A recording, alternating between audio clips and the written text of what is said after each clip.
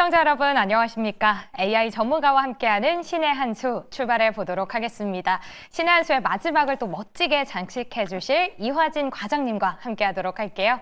과장님 안녕하세요. 네, 안녕하세요.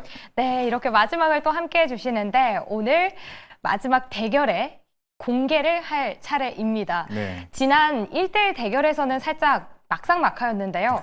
이번에는 좀 잘 맞았다라고 보세요. 네, 뭐 열심히 뭐 서포트도 해줬고 네. 그러면서 저도 저만의 이제 종목을 이제 무기를 이제 가져왔는데 뭐 결과가 잘 나온 것 같으니까 충분히 좀 만족합니다. 네, 결과 잘 나왔다 또 꼭 집어주셨으니까요. 최종 결과 어떤 모습일지 바로 공개해 보도록 하겠습니다. 네, 지금 네 분의 결과 올라오고 있습니다. 김민성 매니저 9.33%로 4위 마무리가 됐고요. 박철수 매니저 27.38% 2위로 결과 공개가 됐습니다. 백인현 매니저 20.18%, 이화진 전문가 47.75% 보여주면서 팔짱을 끼고 계시네요. 1위로 마무리가 된 모습입니다. 우선 축하드려요. 네, 감사합니다.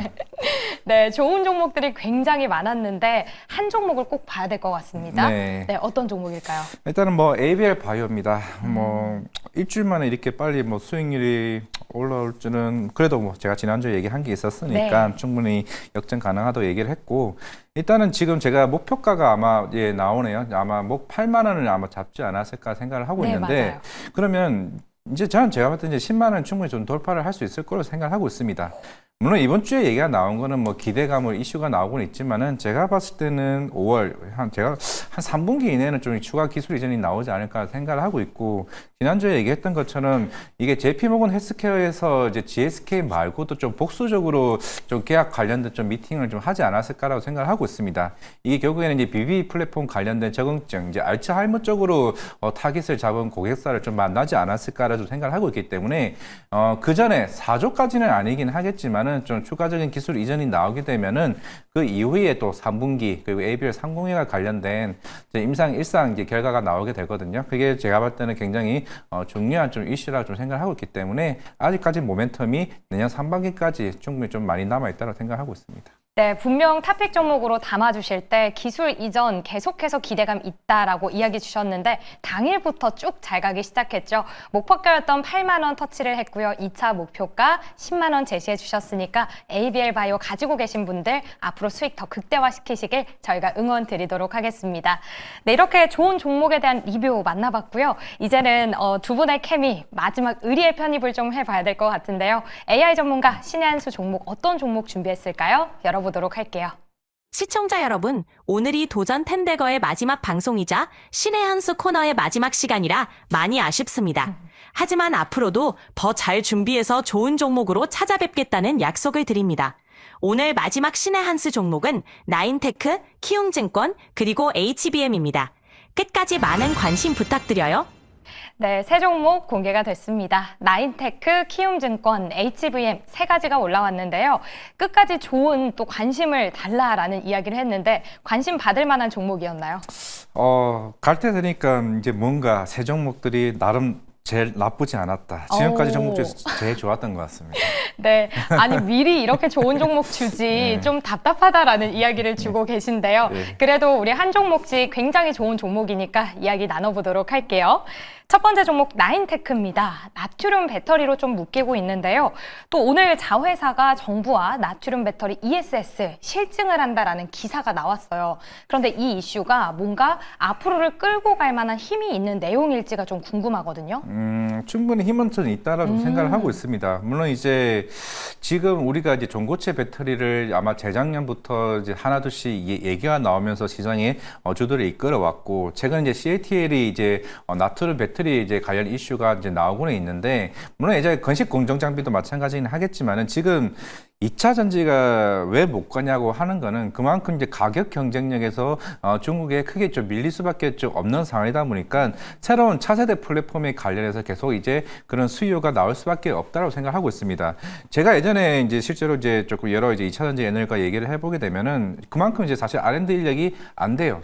왜냐면은 CATL 자체적으로 R&D 인력만 5만 명이 있고 우리나라 이제 3사 뭐 LG엔솔이나 삼성 SDI나 그리고 SK온 다 합쳐서 이제 10,000명 정도밖에 안 됩니다. 그러다 보니까 CATL이 생각보다 이런 나트륨 배터리와 관련된 기술력이 빠르게 좀 올라오고 있고 그 이후에 전고체 배터리까지 준비 중에 있는 상황이기 때문에 만약에 그 다음 차세대 플랫폼도 CATL이 나오게 되면은 그게 또 우려가 생각보다 커질 수는 있긴 하겠지만은 결국 이제 나인테크와 같은 여러 이제 기술력이 있는 회사들이 나중에 크게 부각이 받게 된다라고 하게 되면은 충분히 주가는 탄력은 받을 수 있다 생각하고 있습니다. 네, 최근에 또 나트륨 배터리가 익숙해졌던 이유가 CATL인데 우리 정부에서도 이쪽을 계속 끌고 간다면 추가적인 모멘텀이 될 거다라고 이야기해 주셨습니다. 뭔가 중장기적으로 바라보기 좋은 종목 같은데요. 그러면 지금 나트륨 배터리뿐만 아니라 전고체, 맥신 등 좀 차세대 그런 소재를 복합적으로 영위를 하고 있습니다. 그럼 2차 전지가 바닥을 찍고 오른다면 이 종목 얼마나 매력이 있을까요?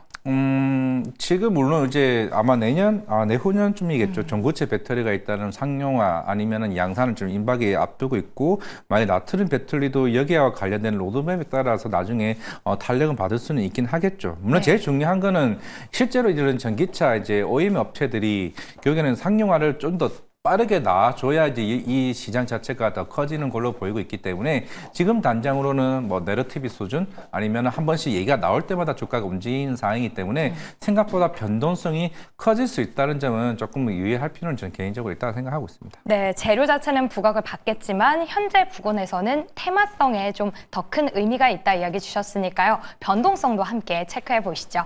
첫 번째 종목 만나봤고요. 다음 종목 키움증권 살펴보도록 하겠습니다.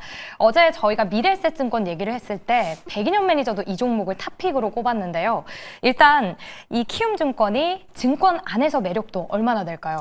실질적으로 우리가 증권주를 보게 되면은 네. 일단은 매출 구조를 정확하게 알고 계셔야 됩니다. 뭐 키움증권 같은 경우야 워낙 이제 그 LS 증권과 같이 특히 온라인 거래 수수료가 매출 비중을 굉장히 많이 차지하고 있고, 대형사 같은 경우도 물론 이제 그런 수수료가 좀 많이 차지하고 있지만은 대부분의 증권사들은 그런 PF 비중이나 아니면은 그런 파생과 이제 IB 쪽 매출이 훨씬 더 좀 많은 비중을 좀 차지하고 있기 때문에 만약에 우리가 그런 최근에 유동성 장세나 증시가 굉장히 올라가게 되면서 거래 대금이 늘어가게 되면은 키움증권을 봐야 되는 게 맞습니다. 실제로 그 매출 비중의 50%가 그 일반 이제 수수료 비중이 차지하고 있기 때문에 물론 우리가 1분기 때부터 넥스트레이드가 활성화되게 되면서 거래세가 이제 굉장히 크게 좀 올라오고 있는 측면이 있는 상황이기 때문에 결국 2분기 실적에 대한 부분이 커지게 될 것이고, 물론 추후에 최근에 증권주가 이제 부각을 받아왔던 거는 이제 금리 인하 이슈도 있죠. 금리 인하에 따라서 뭐 향후에 뭐 3법 개정안이나 여기에 따른 주주 환원 정책 대부분이 이제 여기에다 기대감이 더 커지고 있는 상황이기 때문에 그 중에서 이제 탑픽은 이제 키움증권은 충분히 매력은 있다고 좀 생각하고 있습니다. 오, 네. 지금 계속해서 대체거래소 거래대금 이 부분이 부각이 되고 있습니다. 증권 안에서 과장님의 탑픽 종목도 키움증권이다 또 이야기를 주셨는데요. 그럼 또 궁금한 게요. 지금 양당 모두가 증시 활성화 공약을 내놓고 있는데 그래서 지주사도 오르고 증권주도 같이 올라요. 둘 중에 보자면 어느 쪽이 조금 더 담아볼 만할까요? 대부분 다 이제 PBR 자체가 그 1배 이하 정도 이제 수준이기도 하고, 물론 이제 3법 개정안 이후에 지금 어제 나왔던 이슈 중에 하나가 이제 배당 분리 과세입니다. 물론 우리가 이제 종합 과세로 이제 배당 자체가 이제 들어가게 되면은 보통 이제 49%가 이제 누진세율을 최종까지 올라가게 될지도 모르는 상황인데, 만약에 이게 분리 과세로 하게 되면은 배당 자체에 대한 이런 세율 자체가 한 11%에서 한 14% 정도밖에 낮아지게 되죠. 그렇게 되면 당연히 올해 사실 증권사 입장에서는 사실 수익이 굉장히 커지는 시기입니다.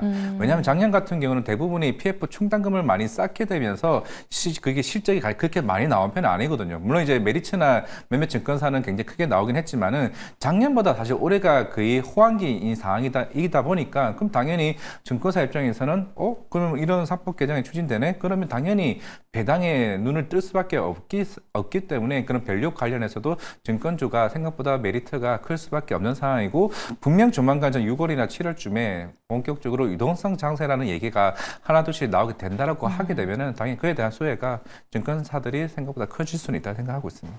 네, 대선을 앞두고 지주사 그리고 증권을 함께 비교를 해보자면 증권 쪽 손을 들어주셨습니다. 앞으로 6월, 7월 유동성 장세 펼쳐진다면 더욱더 주목해야 할 종목이네요.